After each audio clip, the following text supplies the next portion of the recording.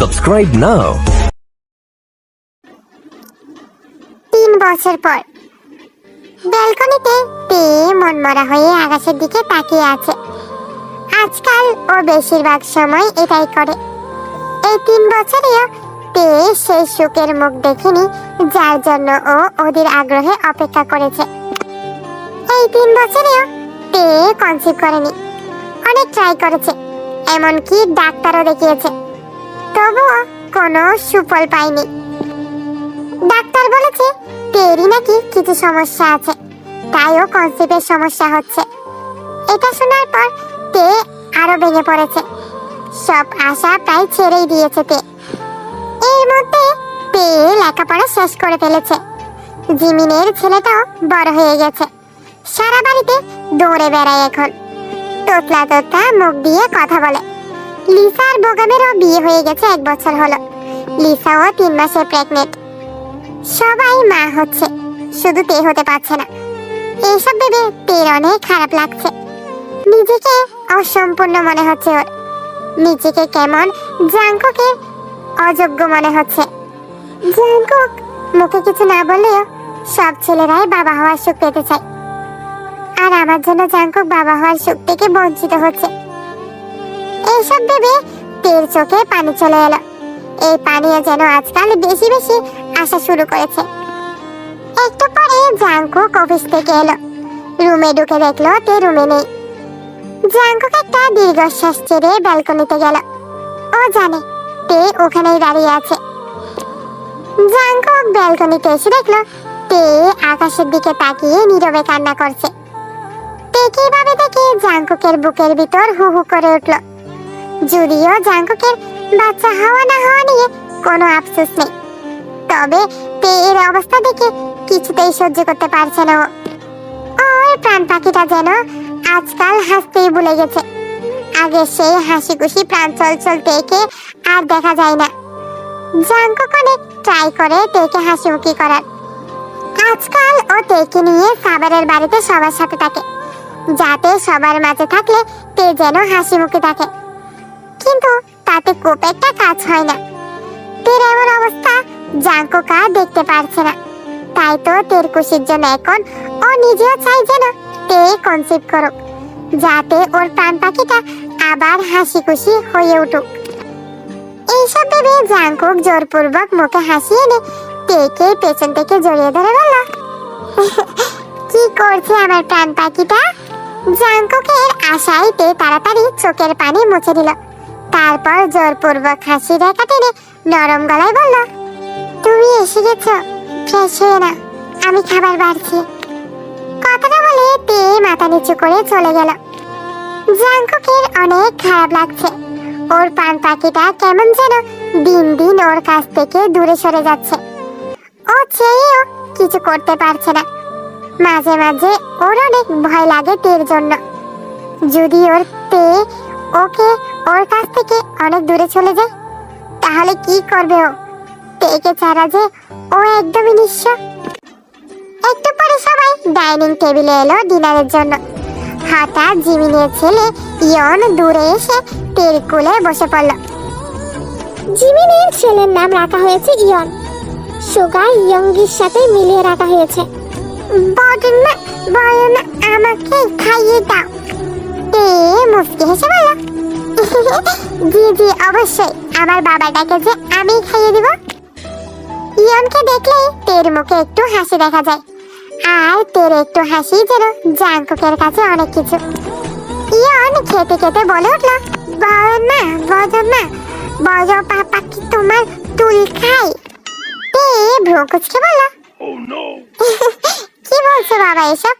চুল কি খাওয়া যায় নাকি? যাই তো বাবা, তখন আম্মু তুল খাচ্ছিল তো আমি দেখেছি। আম্মু যখন বললাম, বাবা তুমি কি করছো, বাবা বলল তোমার আম্মু চুল খাচ্ছি, তুমি চকলেট খাও বাইরে গিয়ে। ইয়নের কথায় সুগার কাশি উঠে গেল। কি ছেলে রে বাবা, সবার সামনে ইজ্জতের খালাদা করে দিচ্ছে। মানুষের ঘরে ছেলে হয়, আর আমার ঘরে বাপ পয়দা হয়েছে। বাপ একেই বলে কর্মের ফল। এতদিন তুই সবার বেইজ্জতি করেছিস, এখন তোর ছেলে তুরই বেইজ্জতি করছে। সুগার এমন অবস্থা দেখে সবাই মুখ টিপে টিপে হাসতে লাগলো। খাওয়া শেষে ইয়ন বলে উঠল, আচ্ছা বৌমা, আম্মু বললে কি তোমার দাবিতে নাকি আমার বউ আসবে? তবে কখন আসবে আমার বউ? ইয়নের কথায় তের হাসি মুখটা আবার মলিন হয়ে গেল। এটা দেখে জাঙ্কুক সহ বাকি সবারও মন খারাপ হয়ে গেল। জিমিন ইয়নকে ধমক দিয়ে বলল, ইয়ন, আজকাল তুমি অনেক কথা বলতে শিখে গেছো। তোমাকে না বলেছি ছোট বাচ্চাদের এত কথা বলতে নেই? চলো, রাত হয়ে গেছে, ঘুমাতে হবে। তে জোরপূর্বক হাসার চেষ্টা করে বলল, জিমিন, ওকে কেন বকছিস? ও বাচ্চা মানুষ, ও কি বোঝে? তে ইয়নের দিকে তাকিয়ে বলল, তুমি যাও বাবা, রাত হয়ে গেছে, এখন গিয়ে ঘুমো দাও, কেমন? ইয়ন মাথা জাকিয়ে তের গালে একটা চুমু খেয়ে জিমিনের সাথে চলে গেল। তে সবার দিকে তাকিয়ে জোরপূর্বক হেসে বলল, আমার খাওয়া হয়ে গেছে, আমি রুমে যাচ্ছি। কথাটা বলে তে দ্রুত ওখান থেকে চলে গেল। তেকে চলে যেতে দেখে জাঙ্কুকের মুখেও আর খাবার উঠলো না। ও ভালো করেই জানে তে এখন রুমে গিয়ে কান্না করবে, আর এটা জানা সত্ত্বেও জাঙ্কুকের গলা দিয়ে কিভাবে খাবার নামবে। জাঙ্কুক প্লেট রেখে উঠে গেল। বাকি সবাইও একটা দীর্ঘশ্বাস ছাড়লো। জাঙ্কুক আর তেকে এভাবে দেখে ওদেরও কারো ভালো লাগছে না, সবার অনেক খারাপ লাগছে। রাত 10টা। জাঙ্কুক বেডের উপর বসে ল্যাপটপে কিছু একটা করছিল। তে পাশেই বসে আছে। তে অনেকক্ষণ ধরে মনে মনে অনেক সাহস জোগানোর চেষ্টা করছে জাঙ্কুককে কিছু বলার জন্য। তে নিজের মনকে অনেক শক্ত করার চেষ্টা করছে। তে, তোকে বলতে হবে এটা, তাছাড়া আর কোনো উপায় নেই। এইসব ভেবে তে জাঙ্কুকের দিকে তাকিয়ে বলল, শোনো না, একটা কথা বলার ছিল। জাঙ্কুক ল্যাপটপের দিকে তাকিয়ে বলল, হ্যাঁ প্রাণ পাখি, বলো না, কি বলবে? তে চোখ বন্ধ করে 2 হাত বিছানার চাদর খামচে ধরে বুকের উপর পাথর চাপা দিয়ে ঢোক গিলে বলল, বলছিলাম যে তুমি না আরেকটা বিয়ে করে নাও। কথাটা যেন তীরের মতো জাঙ্কুকের কানে গিয়ে বাঁধলো।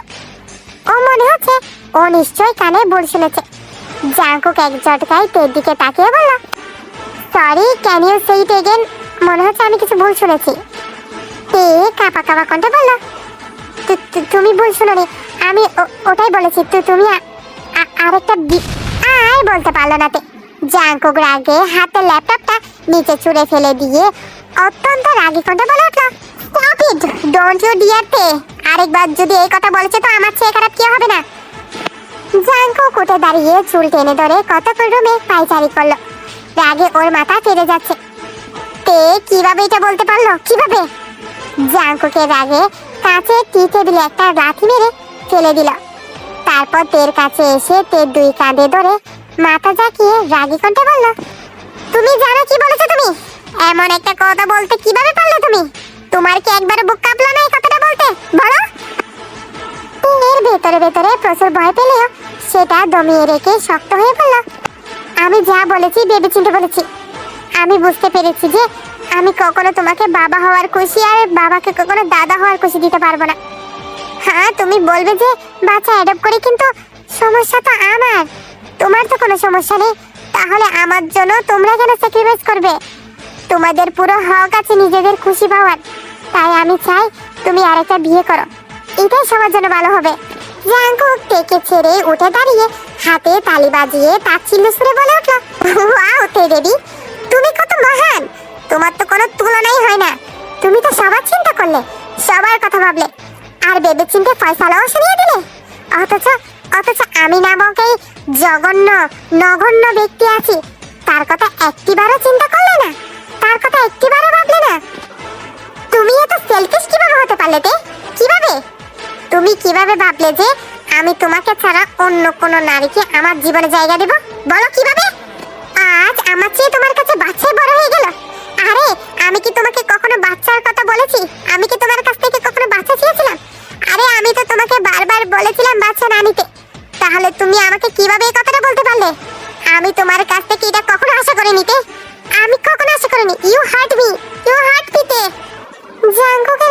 তের ভেতরে ভেঙে চলে যাচ্ছে। তে কিভাবে বসে আছে তা শুধু ওই জানে। তে কোনো রকম নিজেকে শক্ত করে বলল, এতে এত ওভার রিয়েক্ট করার কি আছে? মানুষ কি দুটো বিয়ে করে না? আর তাছাড়া আমি কি তোমাকে ছেড়ে চলে যাচ্ছি? আমিও তো থাকছি তোমার কাছে।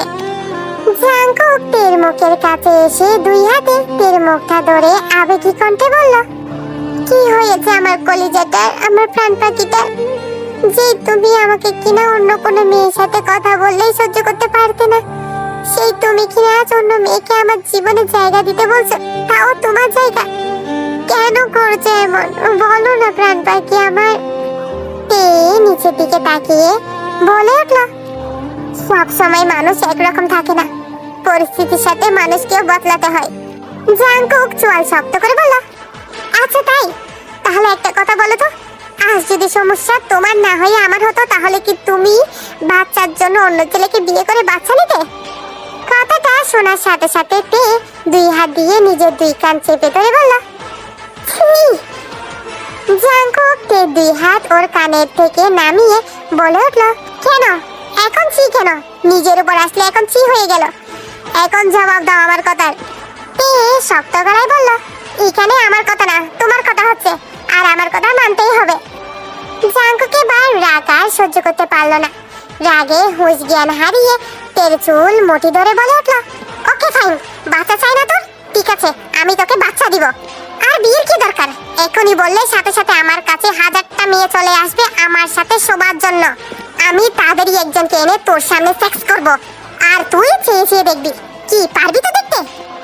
কথাটা বলে জাঙ্কুক তেকে ঝাটকা মেরে ফেলে দিয়ে রাগে হনহন করে বেরিয়ে গেল। জাঙ্কুক বেরিয়ে যেতেই তে বিছানার চাদর খামচে ধরে দাঁতে দাঁত চেপে হৃদয় বিদার কান্না শুরু করে দিল। এতক্ষণ জাঙ্কুককে এসব কথা কিভাবে বলেছে তা শুধু ওই জানে। ভেতরে ভেতরে 1000বার মরেছে ও। ওর জাঙ্কুককে অন্য কারো হতে বলার আগে ওর মরণ হলো না কেন? কিন্তু ওর যে কিছু করার নেই, এছাড়া কোনো উপায় নেই যে আর। একটু আগের কথা তে মনে করতে লাগলো। যখন পানি নিয়ে রুমে আসছিল, তখন জাঙ্কুকের বাবা জেহপে রুমের সামনে দিয়ে আসতে হঠাৎ তে শুনতে পেল জাঙ্কুকের বাবা জেহপ সুগার বাবা আর এমকে বলছিল, তোকে তো আল্লাহ নাতির সুখ দিল, না জানি আল্লাহ আমার কপালে এই সুখ কবে দিবে। জাঙ্কুকের জন্য চিন্তা হয়, বাচ্চা কাচ্চা না হলে ওর ভবিষ্যৎ বা কি হবে। হয়তো বাচ্চা এরব নিতে পারবে, কিন্তু নিজের সন্তানের সুখ কি আর অন্যের সন্তানে দিতে পারবে? এখন তো বাস আল্লাহর কাছে একটাই চাওয়া, আল্লাহ যেন ওদের দিকে মুখ তুলে দেখায়। নিজের শরীরের অবস্থাও বেশি ভালো না। মরার আগে একবার জাঙ্কুকের ছেলে মেয়ের মুখ দেখে মরতে চাই, তারপরে আমি শান্তি পাবো। সুগার বাবা আরেম বলে উঠল, চিন্তা করো না ভাই, আল্লাহ তাআলা ঠিকই একদিন আমাদের দোয়া কবুল করবে। আরে ভাই, এটা যেন হয়। মেয়েটার জন্য খুব খারাপ লাগে, এতিম মা মরা মেয়েটা। আর শুনতে পারলো না, ওখান থেকে চলে আসলো। নিজেকে স্বার্থপর মনে হচ্ছে তখন ওর। নিজের অক্ষমতার জন্য ও অন্যদের শাস্তি দিচ্ছে, তাই তো মরে মরে এই কথাগুলো জাঙ্কুককে বলেছে ও, আর এই ডিসিশনটাও নিয়েছে। এখন ওকে আর দুর্বল হলে চলবে না। 20 মিনিট ধরে ফুল স্পিডে গাড়ি চালাচ্ছে জাঙ্কুক। রাগ কমানোর জন্য এটাই একমাত্র উপায় ওর কাছে। একটা নির্জন জায়গায় এসে গাড়ি থামালো জাঙ্কুক। মাথার চুল টেনে ধরে চোখ বন্ধ করে সিটিং এর সাথে মাথা রাখলো। স্টিয়ারিং এর সাথে মাথা টেকিয়ে কতক্ষণ বসে রইল। বারবার শুধু তের কথাটা ওর মাথায় ঘুরছে। কিভাবে বলতে পারলো ওকে এই কথাটা? কিভাবে? কি হয়ে গেছে আমার প্রাণ পাখিটার? তে কি সত্যি সত্যি আমার কাছ থেকে অনেক দূরে চলে গেছে? না না, এটা হতে পারে না, এটা কখনোই হতে পারে না। আমার প্রাণ পাখিটা আমার কাছ থেকে দূরে যেতে পারে না, কিছুতেই না। জাঙ্কুকের হঠাৎ মনে পড়ল আজ ও রাগের মাথায় তীর সাথে অনেক খারাপ ব্যবহার করে ফেলেছে। আমি আবারও আমার প্রাণ পাখিকে কষ্ট দিয়ে দিলাম। আমি কেন নিজের রাগকে কন্ট্রোল করতে পারলাম না? কেন? ওরও তো নিশ্চয়ই কষ্ট হচ্ছে এসব বলতে, আর আমি কিনা ওর সাথে রাগ দেখিয়ে চলে আসলাম। ভালো করে তো বুঝিয়ে বলতে পারতাম। আমার প্রাণ পাখিটা নিশ্চয়ই এখন বসে বসে কান্না করছে, আমার এখনই ওর কাছে যাওয়া উচিত। এইসব ভেবে জাঙ্কুক গাড়ি ঘুরিয়ে বাসার দিকে রওনা দিল। 30 মিনিট পরে জাঙ্কুক বাসায় পৌঁছালো। গাড়ি থেকে নেমে দ্রুত বাড়ির ভিতর ঢুকে রুমের দিকে গেল। রুমে ঢুকে দেখলো তে কোথাও নেই।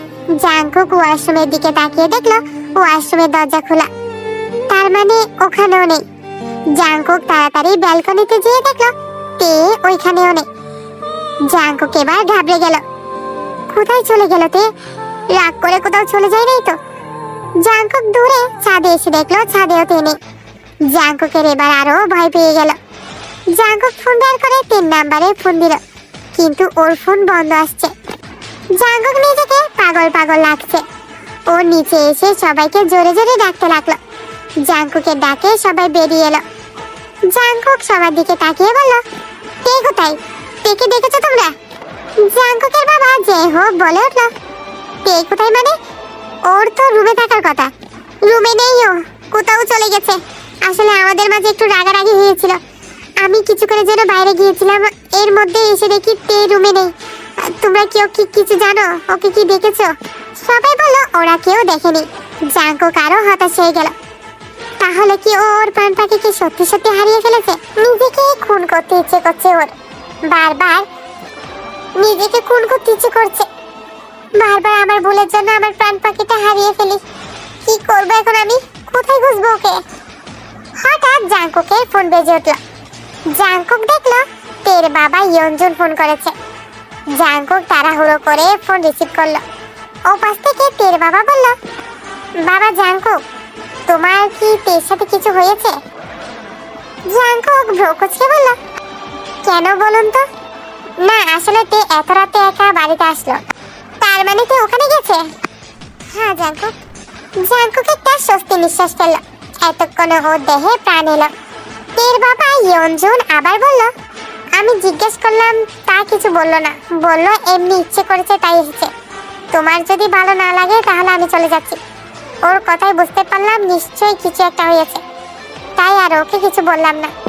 ও তো আমাকে তোমার কাছে ফোন করতেও নিষেধ করেছিল, কিন্তু আমি ভাবলাম তুমি হয়তো চিন্তা করছো তাই তোমাকে ফোন করে জানালাম।